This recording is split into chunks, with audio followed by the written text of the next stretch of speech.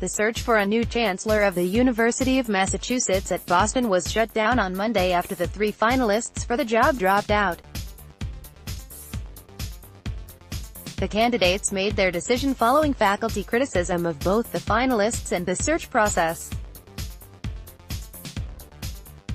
U. of Massachusetts System Martin Meehan, president of the U. of Massachusetts System, said he was mortified at the faculty criticism of the 3 finalists to become chancellor of the system's Boston campus. The finalists dropped out, and the search was suspended. That's an unusual outcome to a very common controversy. The widespread use of search consultants, the decline in shared governance, and the politicization of higher education have all contributed to the marginalization of faculty input in searches. As a result, you don't have to look far these days to find a search for a college or university leader in which the faculty feels left out. University of Oklahoma, for example, appointed a new president in March, the former oil company executive James L. Gallegly, without revealing the names of any finalists and over the objections of faculty members, who said the process had been too secretive. Other high-profile searches, at the University of Florida, the University of Iowa, and the University of North Carolina System, were also widely protested for their secrecy and the lack of input from instructors.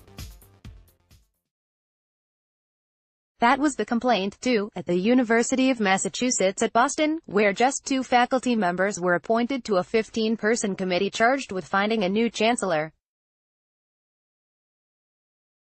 And when the 3 finalists were named this month, the university's faculty council openly criticized them as underqualified to run the university, which enrolls more than 16,000 students.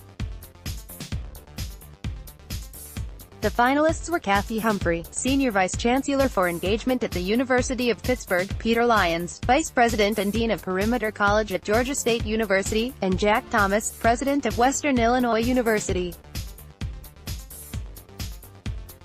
The faculty assert a collective and resolute judgment that none of the final candidates have demonstrated that they are sufficiently qualified to serve as the chancellor of the only public research university in the greater Boston area and the most diverse 4-year public institution in New England, according to a letter from the council quoted in the Boston Globe.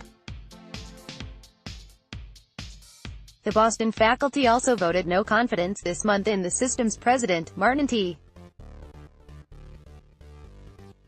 Meehan, over the University of Massachusetts at Amherst's $75 million purchase of the campus of the defunct Mount Ida College, which is just 10 miles from UMass Boston. In announcing the closing of the chancellor search, Meehan released a letter saying he was mortified at the sensationalized critiques of these candidates' professional and academic qualifications and accomplishments. He also blasted the faculty council for questioning the personal and professional qualifications of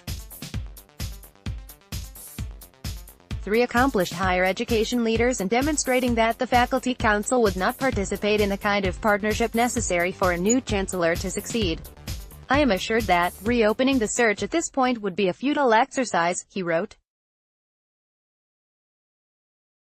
Instead, Meehan said, the campus would be led by a second interim president, Catherine Newman, the system's senior vice president for academic affairs.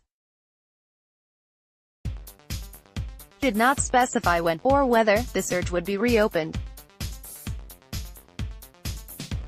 Eric Kelderman writes about money and accountability in higher education, including such areas as state policy, accreditation, and legal affairs.